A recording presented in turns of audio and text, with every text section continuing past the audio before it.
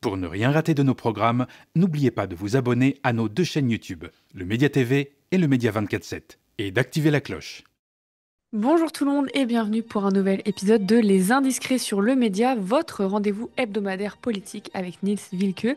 Grâce à son carnet d'adresses sans égal et sa connaissance fine des acteurs et actrices politiques de tous bords, Niels nous permet d'arpenter chaque semaine les coulisses et ce qui se trame dans la politique française, d'aller chasser les indiscrétions que certains n'aimeraient pas qu'on vous parle. Et justement, l'extrême droite, aidée par des médias financés par les milliardaires, cherche à imposer sa vision en muselant la diversité des voix et en bafouant le pluralisme. Pour riposter, le média lance Riposte, une campagne citoyenne cruciale pour bâtir une chaîne d'information indépendante et populaire. Sur les réseaux sociaux et la TNT francilienne, nous voulons porter les voix qui dérangent, celles qu'on ne veut pas entendre ailleurs. Cette bataille pour la démocratie nous concerne tous. Rejoignez-nous et soutenez la riposte sur campagne.lemediatv.fr et c'est parti pour les indiscrets.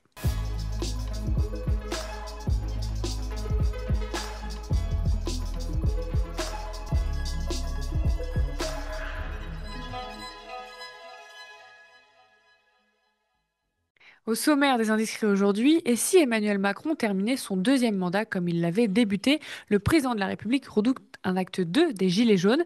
Le gouvernement multiplie les attaques contre les acquis sociaux et c'est peut-être aller un petit peu trop loin face au budget austéritaire et aux attaques directes aux 35 heures, arrêt maladie, retraite, chômage, sans aucune proposition concernant l'imposition des riches qui s'enrichissent. Les appels se multiplient pour mener une fronde sociale à la rentrée. C'est pourtant l'été, mais le chef de l'État n'est pas tranquille et surveille les mouvements sociaux comme le lait sur le feu. Nice a fait parler ses sources au plus haut niveau pour faire le point sur les inquiétudes du chef de l'État. Au menu également, Bruno Retailleau joue entre casquette du ministère de l'Intérieur et opposant à Emmanuel Macron pour 2027. Avec l'affaire Rachida Dati, c'est le feuilleton de l'été. Bonjour Nils. Salut Lisa, salut à toutes et à tous. Alors Nils, il paraît que Emmanuel Macron a un peu peur qu'on vienne finalement le chercher. Oui, hein, c'est un peu le cas de le dire. Officiellement, notre président n'a peur de rien et de personne, bien sûr. Mais en cette période estivale, tu l'as dit en introduction, les périls semblent s'accumuler sur la tête du locataire de l'Élysée. Alors évidemment, en cause, il y a sa politique, hein, son budget d'austérité dont on a largement parlé sur le média ces dernières semaines, qui est sans précédent, qui vise effectivement les populations les plus fragiles de la société française, avec 40 milliards d'économies annoncées par Bayrou, qui seront supportées par les Français les moins fortunés, évidemment, tandis que les ultra-riches restent à l'abri en étant les moins imposés. Et évidemment, le refus d'Emmanuel Macron de concéder la moindre hausse d'impôts alimente la colère populaire. D'ailleurs, un sondage qui a été commandé par LCI pour l'Institut IFOP présente que les trois quarts des Français estiment que le plan Bayrou ne répartit pas équitablement les efforts demandés aux Français et aux entreprises, tandis que seulement 26% pensent qu'il est juste. Voilà, selon ce sondage qui a été rendu public le 16 juillet. Alors, soit les Français sont devenus tous des gauchistes patentés, soit effectivement, il y a un léger problème de répartition, Hmm. ou en tout cas tel qu'il est estimé par la population. Puis ensuite, il y a quand même la loi Duplon, dont on a également parlé largement sur le média, dont la pétition contre le texte va probablement atteindre les 2 millions de signatures dans les prochains jours. Alors, un des proches du président me dit qu'il suit ce dossier de près, hein. Voilà, je l'ai contacté pour préparer cette émission. Et est-ce que le président serait prêt à intervenir pour bloquer la loi carrément? Oui, alors pour le moment, il faut pas rêver, hein. Ce mercredi, d'ailleurs, à la sortie du Conseil des ministres, Macron a fait savoir qu'il avait apporté son soutien à la ministre de l'Agriculture, Annie Genevard. Il n'a pas été question du tout d'une seconde délibération, c'est ce qu'a assuré la ministre à la sortie du Conseil. Si tel était le cas, ce serait la décision présidentielle, mais je n'ai pas entendu du tout qu'on allait dans cette direction à date, a-t-elle insisté. Et puis Macron, en Conseil des ministres, a aussi ajouté qu'il regrettait la tournure des débats et la caricature parfois simpliste des choses. Et oui, les malades du cancer, notamment, simplifient à outrance, hein, c'est bien connu, voilà. Et donc, une partie de la gauche et des associations, notamment la Ligue de protection des oiseaux, souhaiterait que le président de la République demande au Parlement une nouvelle délibération sur ce texte. Alors, c'est prévu par la Constitution, hein, c'est l'article 10 qui lui offre cette possibilité de consulter à nouveau les parlementaires pour un texte qui a déjà été voté. Pour le moment, très franchement, on ne semble pas se diriger dans cette direction. Et puis Macron se retranche avec une certaine prudence ou une certaine lâcheté, diront certains, derrière le Conseil constitutionnel qui doit se prononcer sur le texte, hein, puisque la gauche a déposé des recours d'ici au 10 août. le président ne peut pas s'exprimer tant que les sages n'ont pas rendu leur décision. C'est ce qu'a déclaré son entourage au journal Le Monde. Bref, comme souvent avec Emmanuel Macron, il est urgent d'attendre. Et puis il y a aussi, tu l'as dit en introduction, ce nouveau mouvement, Bloquons tout, un appel lancé par un collectif de citoyens anonymes, à un arrêt général et illimité du pays à partir du 10 septembre. Alors il se présente comme infirmier, enseignant, chômeur, mère de famille, jeune précaire et qui souhaite dire stop à l'austérité de Bayrou qui, à leurs yeux, sacrifie leurs droits. Il propose, et puis il fustige, pardon, 2 jours fériés supprimés, des coupes massives dans la santé, le gel des retraites, la suppression de milliers de postes publics. Ils écrivent sur leur site que ce plan injuste frappe les plus fragiles et détruit nos services essentiels. Ils appellent à mener une action pacifique pour dénoncer les injustices et reprendre le pouvoir collectivement. Sans nous, ils ne sont rien, écrivent-ils. Alors, c'est vrai que l'initiative, elle est beaucoup relayée en ligne par des comptes d'utilisateurs clairement d'extrême droite et de la fachosphère. L'Humanité a un petit peu creusé et notamment a échangé avec le créateur de la plateforme en ligne. Il s'agirait d'un salarié de 37 ans qui travaille chez Enedis et qui indique que le mouvement accepte d'être soutenu par tout le monde, quel que soit le parti. Nous, on est en dehors de la politique. Tout ce qu'on veut, c'est se battre contre le plan de François Bayrou et rassembler tout le monde en dehors des divergences politiques. C'est ce que déclare cette personne. Alors, c'est vrai qu'en général, quand on entend quelqu'un dire qu'il est apolitique, c'est souvent qu'il est de droite, voire d'extrême droite. Mais bon, à côté, de l'autre côté, pardon, de l'échiquier politique, il y a aussi eu des réactions à gauche, notamment le compte X Front Populaire LFI qui est allé de sa publication en évoquant une mobilisation nationale pour faire grève et manifester contre la politique d'Emmanuel Macron le 10 septembre. Mais c'est vrai que c'est plutôt un compte tenu par des militants, même s'il s'agit de militants LFI, évidemment pas du compte officiel alimenté par le parti. On a aussi une réaction de François Ruffin qui souhaite une censure populaire du gouvernement dans la rue à la rentrée avant la censure parlementaire. Bref, ça fermente. Est-ce que ça pourrait inquiéter le gouvernement, tout ça là? Alors tu le sais, officiellement, pour le moment, il n'inquiète pas outre mesure Bayrou. En tout cas, c'est ce qu'a expliqué son entourage à Politico ce matin. Et j'ai demandé son avis à un ministre qui me dit, bah oui, on continue de tenter de négocier sur le budget. Bon, mais en réalité, il se dit que les services d'information de Matignon, et notamment le SIG, sont en train de scruter les réseaux sociaux pour prendre la température de la mobilisation. Si ça monte, les téléphones vont chauffer, c'est ce que m'expliquait un conseiller ministériel que j'ai appelé pour préparer cette émission. Et puis surtout, ce conseiller ministériel, même s'il n'était pas en poste à ce moment-là, il se rappelle des mobilisations des Gilets jaunes en 2019. Et d'ailleurs, le calendrier interpelle, hein. On rappelle que les Gilets jaunes ont fait leur apparition 1 an et demi après le début du premier mandat d'Emmanuel Macron en 2019. Et là, on est quand même à déjà 1 an et demi du deuxième mandat, de la fin du deuxième mandat d'Emmanuel Macron qui se termine en 2027. Et oui, le temps passe. Et puis, on se souvient que les premières déclarations des Gilets jaunes, à l'époque, il s'agissait de la taxe essence, etc. Enfin, tout ce qui touchait un peu ce domaine rural. Et c'est un domaine finalement qu'Emmanuel Macron ne connaît absolument pas. Et comme disait l'un de ses anciens conseillers, qui a été aussi un conseiller de la Macronie, Jean-Baptiste Gaillot-Renucci, qu'on connaît bien aux médias, au-delà de la zone 5 du pass Navigo, ces voyages en terre inconnue pour le président, hein. Voilà, donc Emmanuel Macron qui se targue d'avoir des antennes partout est à chaque révolte populaire ou début de révolte pris par surprise. La pétition anti-Duplon, l'exécutif ne l'avait pas vu venir, comme les Gilets jaunes. Voilà, et donc un de ses anciens conseillers s'amusait et disait bah, peut-être parce qu'il a plus son conseiller chasse Thierry Coste auprès de lui, il prend du plomb. Bah oui, voilà, tout le monde s'amuse, c'est drôle. Et puis, il y a aussi, pour finir, sa défense appuyée de Rachida Dati, dont Marion a parlé hier dans son éditorial, hein. Macron la maintient donc au gouvernement, malgré son renvoi en correctionnel pour corruption dans l'affaire Ghosn. Alors évidemment, on ne va pas refaire tout l'historique, mais enfin quand même, quand un de ses proches rappelle que pour le président, un renvoi ne vaut pas condamnation, c'est quand même une trahison de l'esprit Macron de 2017, hein, qui appelait à une exemplarité du monde politique. On voit effectivement ce que cette promesse est devenue. Et puis, l'un de ses proches, effectivement, reconnaissait que cette nouvelle affaire peut alimenter, je cite, le procès en affairisme. Bah oui, tiens. Un ancien conseiller du président, lui, m'a carrément confié, il n'en a rien à foutre de ce procès. Voilà, donc ça, c'est pour la petite histoire.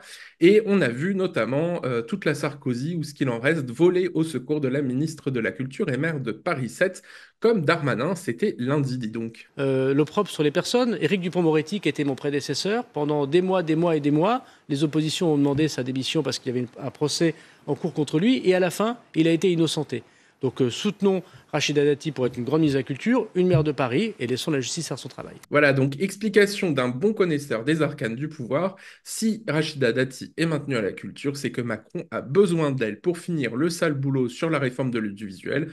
Ensuite, de toute façon, le gouvernement Bayrou affrontera une potentielle motion de censure sur le budget vers septembre ou octobre. Et puis au-delà, on ne sait pas ce qui va arriver, hein. Et puis pour continuer un peu sur les Républicains, rien ne va plus entre Bruno Retailleau, ministre de l'Intérieur ou président des Républicains en campagne, on ne sait plus trop, et Emmanuel Macron. Oui, oui, c'est vrai qu'on ne sait plus très bien, hein. Alors, le dernier acte de cette relation en apparence conflictuelle, c'est le gros vent d'Emmanuel Macron au ministre de l'Intérieur et patron de la droite, tu l'as rappelé. Le chef de l'État devait le recevoir ce jeudi pour une franche explication selon son entourage. On allait voir ce qu'on allait voir, hein. Le Parisien, Le Figaro, Le Canard enchaîné, TF1, LCI, CNews Europe 1, tous les médias se sont jetés effectivement sur ce duel au sommet qu'on nous promettait sanglant ce jeudi. Et puis finalement, la rencontre a fait pchit, elle est reportée, c'est ce qu'a annoncé l'Élysée cette nuit, hein. On a tous été pris de court, nous journalistes politiques, et puis on n'a pas eu beaucoup d'explications. Pour te dire, même le cabinet de Retailleau n'était pas encore au courant quand la nouvelle a été annoncée à la presse, c'est toujours sympa. Et puis un conseiller de pouvoir me rappelle que l'humiliation, c'est quand même le mode de management numéro un d'Emmanuel Macron. Voilà. Alors cette rebuffade, c'est quand même le point d'orgue d'une campagne anti-Macron, hein, menée par Retailleau depuis plusieurs semaines. Il y a eu ses propos sur la gestion de la crise avec l'Algérie, hein, où Bruno Retailleau s'est quand même lâché, ce qui lui a valu une colère froide du chef de l'État qui avait chargé donc le ministre des Affaires étrangères, le centriste Barrot, de régler ses comptes. Et puis en privé, Macron avait eu des mots assez durs contre Retailleau sur ce manque de solidarité gouvernementale. Alors c'est assez drôle parce que je suis allé du côté de la presse algérienne, hein, qui peut voir les choses d'un peu plus loin qu'en France et voit peut-être mieux. Et la presse algérienne fustige les initiatives du ministre. Alors ça, c'est pas vraiment une surprise, mais le Soir d'Algérie notamment relève que la récente offensive de Bruno Retailleau contre l'Algérie est motivée par sa chute dans les sondages. Le ministre de l'Intérieur, qui se voit candidat à la présidentielle de 2027, ne peut pas se permettre de perdre quelques points. C'est ce qu'expliquent donc nos confrères algériens. Et dans le même journal, un des chroniqueurs vedettes du quotidien qualifie même Retailleau de Gargamel, voilà pour l'image. Il poursuit le parallèle avec le monde de la BD. Retailleau agit exactement comme le grand vizir Iznogoud, ce personnage de bande dessinée qui n'a qu'un seul objectif, devenir calife à la place du calife, pour être certain de partir gagnant pour la course à l'Élysée qui se déroule dans un contexte fortement concurrentiel, c'est le cas de le dire, hein, tout le monde se présente, il n'hésite pas à multiplier les coups bas. On a vu que Retailleau d'ailleurs en avait remis une couche contre Macron, cette fois contre le macronisme, hein, dans le magazine d'extrême droite Valeurs Actuelles, et qu'il n'hésite pas à prédire la fin du bébé d'Emmanuel Macron, Renaissance, et donc du macronisme lui-même. Alors évidemment, c'est un peu la goutte d'eau qui a fait déborder le vase, comme l'ont écrit plusieurs de nos confrères hier, Le Parisien par exemple. Confirmation d'un ministre en poste, hein, ce matin, qui m'explique que Macron a recadré son ministre tout en subtilité. Lors du Conseil des ministres mercredi, Le Parisien notamment a relaté la scène. C'est bien de s'occuper du reste, sous-entendu la diplomatie, les réformes sociales, etc. Ce serait bien aussi de s'occuper de l'essentiel, a lancé Macron. Sous-entendu la sécurité, qui, il est vrai, en ce moment est quand même plutôt malmenée en France. Il n'est pas président, il n'est pas Premier ministre, il n'est que ministre d'un gouvernement de François Bayrou. C'est dire, c'est amusé, ce même ministre que j'ai interrogé. Voilà. C'est te dire aussi dans quelle estime est tenu François Bayrou par sa propre équipe. Mais alors pourquoi Jupiter n'a pas foudroyé Bruno Retailleau directement? Eh bien, en fait, on a la réponse par Bruno Retailleau lui-même, qui a dévoilé sa stratégie assez ouvertement et presque, disons, naïvement hier en déplacement dans l'Oise. On regarde. Je respecte évidemment à la fois la personne et la fonction présidentielle parce que je suis gaulliste. Ça ne fait pas de moi un macroniste, chacun le sait depuis longtemps. Nous sommes, avec Annie et LR, nous avons décidé collégialement, il y a plusieurs mois, d'entrer au gouvernement. Pas parce que nous sommes des proches du chef de l'État, pas parce que nous sommes macronistes, c'est simplement parce que nous voulions éviter le pire. Éviter le pire pour nous, c'était d'abord éviter le chaos à la France, au bord de la crise financière. Éviter le pire pour nous, c'était éviter les pires, Les pires, c'était la gauche mélenchonisée. Voilà, donc en fait, c'est plutôt simple. C'est un peu un accord win-win, hein, pour reprendre le vocabulaire macroniste. Bruno Retailleau, de son côté, veut éviter tout procès en collusion avec le chef de l'État, qui a quand même toujours une impopularité record, hein, malgré toutes ses initiatives. Et puis Macron, lui, veut apparaître, en tout cas aux yeux de ce que lui reste, disons, de base d'électeurs. C'est vrai qu'elle n'est pas énorme, enfin quand même, 20%, hein, moins à droite que Retailleau. Voilà, donc apparaître moins à droite que Retailleau, et puis Retailleau veut apparaître plus à droite que Macron, notamment parce que l'extrême droite et le RN l'accusent de collaboration avec le macronisme, et c'est vrai qu'il est toujours au gouvernement. Regardez ce qu'en disait Jordan Bardella début juillet. Le nouveau patron des Républicains, il gouverne le pays avec des macronistes. Il gouverne le pays avec Manuel Valls. Les chiffres de l'immigration, les chiffres consolidés de l'immigration de l'année 2024, ils sont sortis. Tout augmente. Il n'y a jamais eu autant d'immigration en France qu'aujourd'hui, avec un ministre de l'Intérieur qui s'appelle Monsieur Retailleau. Alors on attend les chiffres 343 000 titres de séjour contre 340 000. Voilà, et puis il ne faut pas oublier aussi que Retailleau et son équipe ont un logiciel de campagne qui est celui de Sarkozy, qui avait assassiné politiquement Jacques Chirac. Mais c'est vrai aussi que cette stratégie peut avoir ses limites en 2025, parce que son prédécesseur, donc Sarkozy, avait pris le pouvoir à l'UMP quand le parti était encore très populaire.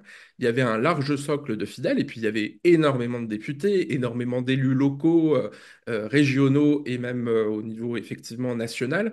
Bruno Retailleau, lui, il en manque cruellement, hein. La droite a quand même perdu évidemment son lustre depuis. Il a quand même très peu de défenseurs. Il est peu aimé à droite malgré sa prise de pouvoir sur le parti. Et puis pour le moment, il veut rester au gouvernement. C'est une position qui est confortable, on l'a dit. Et puis il n'a pas non plus énormément de bilan à défendre à Beauvau, hein. Et autour du ministre aussi, on a en tête le départ tardif d'Emmanuel Macron de Bercy. C'était fin août 2016, rappelez-vous, moins d'un an avant son sacre présidentiel. Peut-être que finalement, Retailleau fait lui aussi un petit peu de Macron. Mais à la suite au prochain épisode. Merci beaucoup, Nils. Merci. Et merci à vous, chez vous, d'avoir suivi cet épisode de Les Indiscrets. J'attire une dernière fois votre attention avant de se quitter. La situation politique est inédite, historique, et face aux 105 millions d'euros du milliardaire ultra-conservateur Sterrin qui veut installer l'extrême droite au pouvoir, le média lance Riposte, une contre-offensive vitale et citoyenne. C'est notre unique chance de bâtir une chaîne d'infos populaire et indépendante, capable de percer sur les réseaux sociaux et sur la TNT francilienne pour donner enfin la parole à celles et ceux qu'on ignore. Ensemble, reprenons le terrain et protégeons notre démocratie. Soutenez-nous sur campagne.lemediatv.fr. Spectateurs, abonnés, donatrices et sociaux, je vous dis à très vite.